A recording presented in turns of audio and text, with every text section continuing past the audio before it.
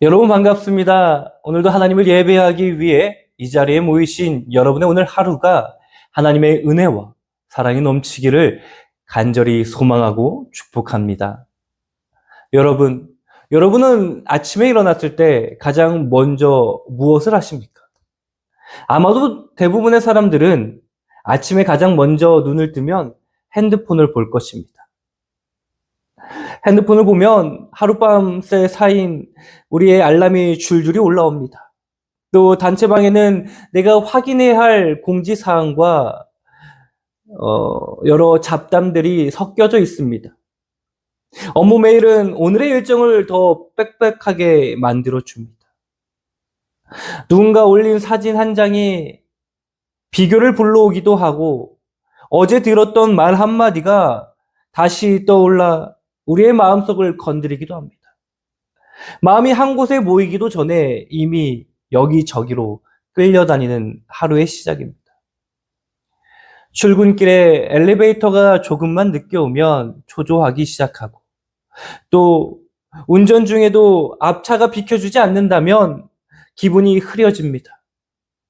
회사에 도착해서 자리에 앉아 해야 할 일을 살펴보면 빠르게 해야 할 일들이 늘어나고 회의에서도 의도치 않은 표현 하나가 오해를 만들고 점심 무렵이면 우리의 머릿속이 복잡해져서 나의 표정은 점점 굳어져 갑니다.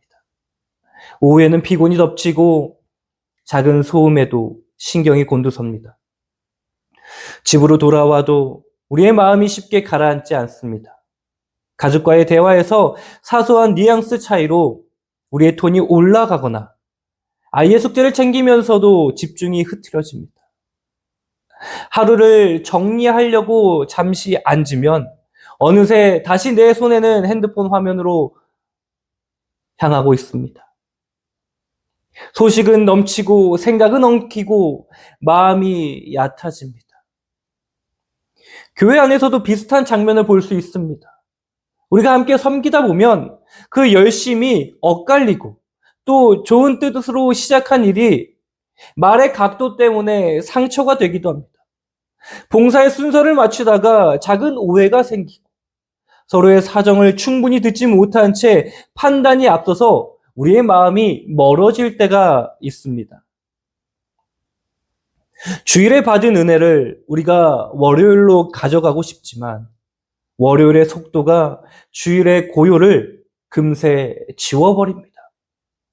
마음을 지켜야 한다는 걸 알면서도 정작 마음을 어디에 세워야 하는지 애매해질 때가 많이 있습니다. 이럴 때 우리는 보통 속도를 올립니다. 일을 더 빨리 처리하고 대답을 더 서둘러 보내고 문제를 즉시 해결해 우리의 마음의 불편을 덮어보려고 합니다. 그런데 경험상 속도를 올리면 올릴수록 우리의 마음은 더 흐트러집니다. 문제가 몇 개는 해결될지 모르겠지만 안쪽에 숨이 거칠어지고 말의 힘이 세지고 표정의 여유가 사라집니다. 필요한 것은 더 많은 스케줄이 아니라 우리의 마음이 지켜질 자리를 다시 세우는 일입니다. 자리를 먼저 잡지 않으면 아무리 좋은 결심도 오래가지 못합니다. 이 지점에서 바울의 한 문장이 우리의 귀에 들려옵니다. 주 안에서 서라. 관계가 어긋나려는 순간 내 입장과 감정보다 먼저 어디에 서 있을지를 정하는 일. 누군가의 이름을 불러 복음의 동역자임을 다시 확인하고 같은 사실을 보고도 결론이 달라지지 않도록 같은 마음을 품는 일. 혼자의 의지로 버티는 것이 아니라 주 안에서 함께 서는 법을 배우는 일입니다. 오늘 우리는 분주한 하루의 한가운데서 마음이 지켜질 자리를 다시 세우려고 합니다. 화면보다 먼저 시선을 들고 말보다 먼저 숨을 고르고 내 옳음보다 복음의 유익을 앞세우는 그 자리, 거기서부터 평강이 시작됩니다. 이제 우리가 말씀 속으로 조용히 걸어가 보겠습니다. 주 안에 서고 같은 마음으로 서고 서로를 세우는 그 장면부터 살펴보도록 하겠습니다. 바울은 먼저 성도들을 따뜻하게 부르며 시작합니다. 사랑하고 사모하는 형제들, 나의 기쁨이요 면류가 아닌 사랑하는 자들아. 차가운 명령이 아니라 관계에서 나오는 권면입니다. 이어서 한 줄을 놓습니다. 이와 같이 주 안에 서라. 여기서 이같이라는 이 말은요, 앞에서 말한 복음의 방향을 가리킵니다. 하늘의 시민권을 가진 사람답게 다시 오실 주님을 바라보는 그 시선으로 주 안으로 서라는 초대입니다. 서 있다라는 것은요, 여러분, 잠깐 머물다가 가는 임시 거주가 아니라 마음의 무게의 중심을 그 자리에 두는 것을 뜻합니다.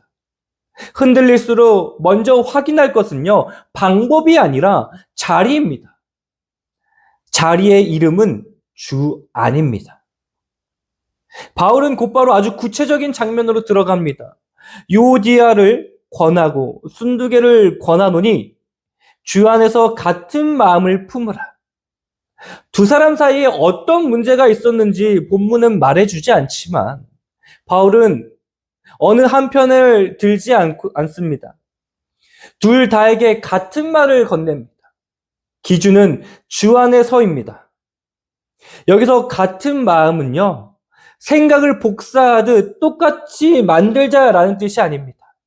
의견과 성격, 역할은 다를 수 있지만 복음의 유익을 먼저 앞세우는 마음을 함께 품자는 것입니다. 논쟁의 목적을 이기는 데 두지 않고 복음의 평안을 지키는 데 둘 때 같은 사실을 보고도 결론이 덜 갈라지게 되어 있습니다. 말의 각도도 낮아집니다. 내가 옳다보다 우리의 주가 누구신가? 그 말이 먼저 서게 됩니다. 여기서 바울은 공동체 전체를 향해서 시선을 넓힙니다. 참으로 나와 멍에를 같이 한 내게 구하노니 저 여인들을 돕고. 갈등은 둘만의 문제가 아닙니다. 교회는요, 곁에 세워주는 책임이 있습니다. 돕는다는 말은 심판하라는 뜻이 아닙니다. 편을 가르거나 결론을 대신 내려주라는 말도 아닙니다. 함께 복음의 중심으로 들어가도록 손을 내미는 일입니다. 서로가 들은 사실을 정직하게 확인해주고 서운함을 키우는 추측을 멈추게 하고 공통의 선, 복음의 유익을 눈앞에 다시 세워주는 일입니다. 바울은 이 부탁의 이유를 분명히 밝히고 있습니다. 그들의 이름이 생명책에 있느니라. 우리가 서로를 볼 때 가장 먼저 떠올려야 할 한 줄이 바로 여기에 있습니다. 내 편과 네 편이 아니라 주님의 책에 함께 기록된 사람. 이 기억이 대화의 톤을 낮추고 섣부른 판단을 누르고 관계를 다시 한번 묵습니다. 바울은 또한 이들을 복음에 나와 함께 힘쓰던 자들이라 부릅니다.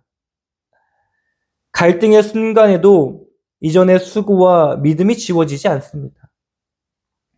문제만 크게 보이면 사람이 작아집니다. 그러나 복음의 관점에서 보면 사람이 먼저 보입니다. 함께 기도했고 함께 눈물 흘렸던 시간들, 보이지 않는 자리에서 감당했던 섬김이 기억 속에서 다시 일어납니다. 그 기억의 현재 우리에게 서운함으로 인해 왔던 그 긴장감을 잠재우고 말에 나를 무디게 합니다. 공동체는 이렇게 서로의 긴 역사를 기억해 주는 곳입니다. 여러분, 관계가 흔들릴 때 서 있을 자리를 먼저 정하셔야 합니다. 내 감정이 안정될 때까지 기다렸다가 아니라 먼저 주 안으로 우리가 발걸음을 옮기셔야 합니다. 거기서 같은 마음을 다시 품게 되는 것입니다. 내 논리를 세우기보다 복음의 유익을 앞세우는 마음입니다. 그리고 우리가 돕는 손을 내밉니다. 말의 속도를 늦추고 들은 바를 사실대로 정리해주고 서로가 서야 할 공통의 자리로 다시 가르쳐 줍니다. 그 이유는 바뀌지 않습니다. 우리는 생명책에 함께 기록된 사람들이기 때문에 그렇습니다. 이렇게 우리가 주 안에서 서고 같은 마음을 품고 곁에서 돕는 손을 내밀면 마음은 흩어지기보다는 다시 모입니다. 교회는 서투르기보다는 깊어집니다. 그리고 이 토대 위에서 다음 장면이 자연스럽게 연결이 됩니다. 흩어지던 마음이 실제로 어떻게 지켜졌는지, 가까우신 주님 안에서 기쁨과 관용, 기도와 평강을 누리는 길로 걸음을 옮겨보도록 하겠습니다. 앞에서 주 안에 서는 자리를 보았다면 이제 바울은 그 자리에서 마음이 어떻게 숨을 쉬는지 가르쳐 줍니다. 시작은 분명합니다. 주 안에서 항상 기뻐하라. 내가 다시 말하노니 기뻐하라. 여기서 기쁨은요, 기분의 전환이 아닙니다. 자리에서 나옵니다. 항상은 시간의 전 범위를 주 안에서는 기쁨의 위치를 말합니다. 상황이 들쑥날쑥해도 그리스도 아니라는 자리를 다시 선택한다면 우리의 마음에 불이 다시 켜집니다. 그래서 바울은 같은 말로 한 번 더 누릅니다. 근거가 같으니 권면도 반복되는 것입니다. 우리의 하루에서 말씀은 이렇게 스며듭니다. 잘 풀리는 날에는 공로를 낮추고 주님 덕분입니다. 그 마음으로 우리가 마음을 묵고 어려운 날엔 주님 안에서를 먼저 입에 올려 기쁨의 스위치를 다시 올리는 것입니다. 곧바로 이어지는 말씀을 보면 너희 관용을 모든 사람에게 알게 하라. 주께서 가까우시리라. 관용은요, 잘못을 대충 넘어간다라는 뜻이 아니라 내가 권리를 끝까지 쓰지 않고 상대에게 여지를 남겨주는 너그러움입니다. 대상은 모든 사람들입니다. 교회 안에서뿐만 아니라 일터와 가정, 길 위에서까지 드러나야 할 태도입니다. 그리고 관용의 동력이 한 줄로 주어집니다. 주께서 가까우시니라. 주님은 멀리 계신 분이 아니라 우리의 곁에 계신 분이십니다. 또한 반드시 오실 분이십니다. 이 가까우심을 의식하면 우리의 말의 각도는요, 낮아지고요. 내 주장보다는 복음의 유익이 먼저 떠오릅니다. 그래서 우리가 같은 사실을 보고 그 결론이 덜 갈라지고 관계의 온도가 조금씩 내려가는 것입니다. 바울의 염려의 방향도 바꿔줍니다. 아무것도 염려하지 말고 다만 모든 일에 기도와 간구로 너희 구할 것을 감사함으로 하나님께 아뢰라. 염려하지 말라로 비워둔 자리를 기도와 간구와 감사로 채우게 하십니다. 기도는요, 하나님께 우리의 마음의 방향을 돌리고 움직이고, 간구는 필요한 것을 구체적으로 올리는 요청입니다. 감사는 이미 받은 은혜를요, 기억하는 태도입니다. 아뢰라라는 이 말은요, 이 동사는 감추지 말고 밝혀 드려라라는 뜻입니다. 마음속에서 우리가 혼자 굴리던 그 걱정을요, 이름을 붙여 하나님께 올려드리면 무게의 중심이 나에게서 하나님께로 옮겨집니다. 기도는 문제의 목록을 늘리는 시간이 아니라 주님의 가까우심을 인정하는 시간이 됩니다. 이 말씀 위에 약속이 놓입니다. 그리하면 모든 지각에 뛰어난 하나님의 평강이 그리스도 예수 안에서 너희 마음과 생각을 지키시리라. 사람의 계산을 넘어서는 하나님의 평강이 우리의 마음과 생각을 둘러서 지키신다고 선언하십니다.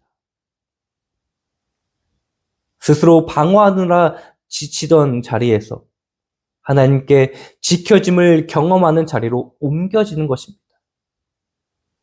장소는 변하지 않습니다. 언제나 그리스도 예수 안에서입니다. 그래서 이 평강은 우리가 만들어내는 기분이 아니라 주 안에 있는 자에게 주어지는 선물입니다. 결국 바울이 가르친 그 마음의 호흡은 이렇습니다. 자리를 주 안에 두고 기쁨을 다시 켠다. 가까우신 주님을 의식하며 관용을 드러낸다. 염려를 품지 말고 기도와 간구로 감사로 하나님께 밝히 올린다. 그럴 때 하나님께서 평강으로 우리의 마음과 생각을 둘러주신다. 이 호흡이 하루의 리듬이 되면 우리는 성과로 들썩이지 않고 오해 앞에서 목소리를 낮추고 걱정을 머리로만 돌리지 않고 하나님께 올리는 사람이 됩니다. 그리고 그때부터 평강은 잠깐의 안정이 아니라 동행하신 하나님 때문에 유지되는 안심이 됩니다.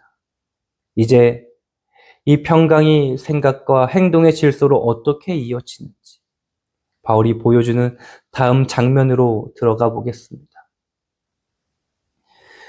바울은 마음을 지키는 일에 생각과 행동에서 마무리합니다. 먼저 생각입니다. 무엇에든지 참되며 무엇에든지 경건하며 무엇에든지 옳으며 또 무엇에든지 정결하며 무엇에든지 사랑받을 만하며 무엇에든지 칭찬받을 만하며 무슨 덕이 있든지 기림이 있든지 이것들을 생각하라.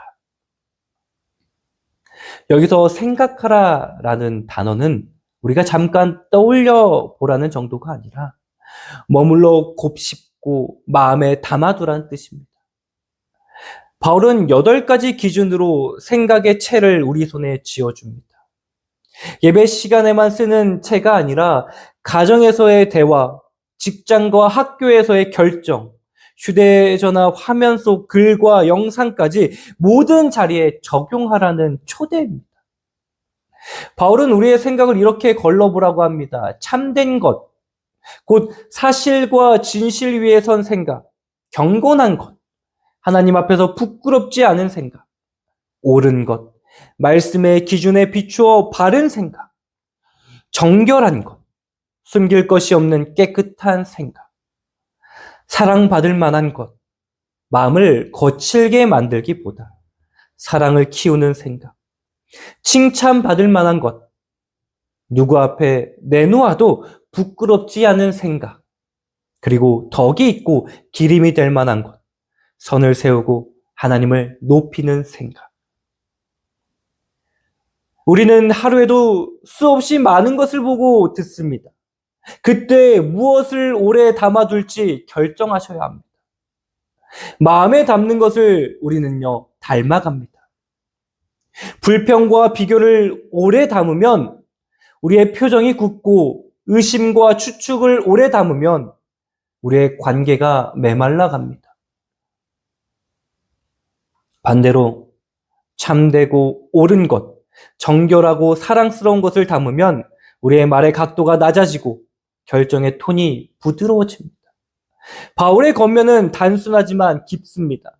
채우기 전에 먼저 걸으라.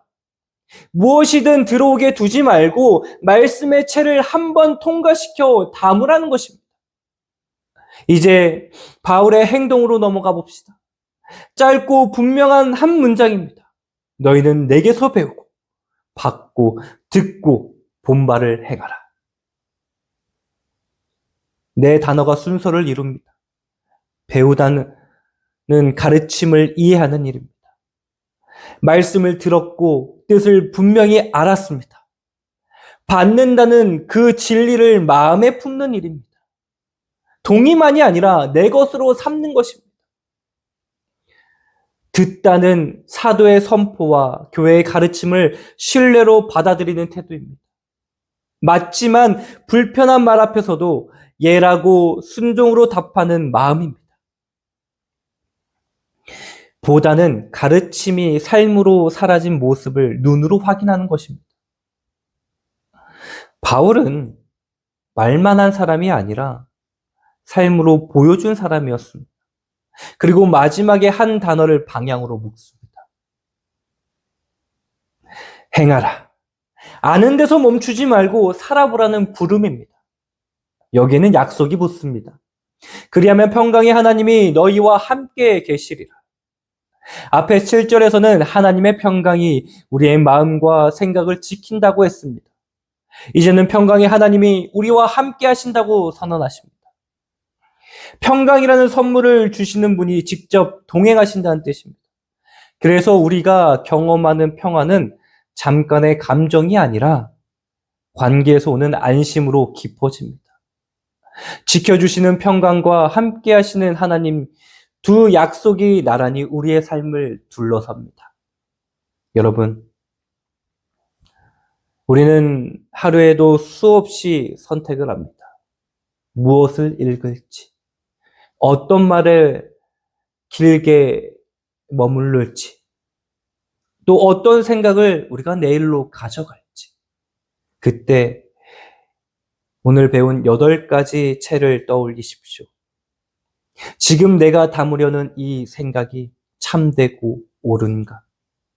드러나도 되는 정결함이 있는가? 이 생각이 사람을 키우는가? 아니면 우리의 마음을 거칠게 만드는가? 짧은 점검이지만 그 한 번의 걸음이 우리의 하루의 톤을 바꾸게 됩니다. 그리고 행동의 순서를 놓치지 마십시오. 주일에 배운 말씀을 받아 마음에 심고 주께서 교회 공동체를 통해 들려주신 권면을 신뢰로 붙들고 앞서 행한 이들의 삶에서 본 바를 그대로 행해 보십시오. 작은 한 가지면 충분합니다. 오늘은 말의 각도를 낮추겠습니다. 오늘은 감사 한 줄을 먼저 말하겠습니다. 또 오늘은 회의 전에 내가 30초 잠깐 멈춰서 기도하겠습니다. 이렇게 배우고 받고 듣고 본 바가 한 가지 행동으로 이어지면 평강은 생각 속의 머무름을 넘어서 생활의 질서가 되는 것입니다. 혹시 마음 한쪽에서 이런 속삭임이 들릴 수 있습니다. 그렇게 바뀌겠어요? 바로 여기서 우리가 약속을 기억하셔야 합니다. 평강의 하나님이 함께 하신다. 우리가 만들어내는 평안이 아니라 주께서 가까이 계셔서 함께 걸으시는 평안입니다. 그래서 넘어질 때도 다시 시작할 수 있고 결과가 더디어도 포기하지 않을 수 있습니다. 주께서 우리 곁을 떠나시지 않으시기 때문입니다. 바울은 마음을 지키는 길을 생각의 걸음과 행동의 순종으로 마감합니다. 무엇을 담을지 8가지로 가려서 마음을 맑게 하고 무엇을 할지를 배운 대로 받은 대로 들은 대로 본 대로 살아냅니다. 그 평강의 하나님이 함께 하십니다. 이것이 흩어지던 마음이 평강으로 모이는 마지막 걸음입니다. 사랑하는 우리 머릿돌교회 성도 여러분, 밤이 깊어질수록 소리가 또렷해지듯 하루가 가라앉을 때 비로소 들리는 속마음이 있습니다. 나를 옮겨줄 큰 배를 찾기보다는 발 디딜 한 자리만 분명해도 물결이 다르게 보입니다. 바람은 여전해도 등불 하나가 길을 만들듯 마음도 한 점의 빛이 모이면 방향이 서게 됩니다. 그 빛은 멀리 있지 않습니다. 조용히 숨을 고르고 말의 힘을 한 톤 낮추고 머릿속을 스쳐가는 것들 가운데 붙들 문장 하나만 남기는 일. 그러면 서두르지 않아도 고요가 생기고 고요 속에서 용기 한 조각이 일어납니다. 내일을 다 바꾸지 않아도 됩니다. 오늘의 한 걸음이면 충분합니다. 이제 우리 마음속에 한 가지 질문을 품고자 합니다. 오늘 나는 어디에 서고 무엇을 남겨 어떤 한 걸음을 내디딜까? 이번 한 주간 이 질문의 답을 찾는 저와 여러분이 되기를 주님의 이름으로 간절히 소망하고 축원합니다.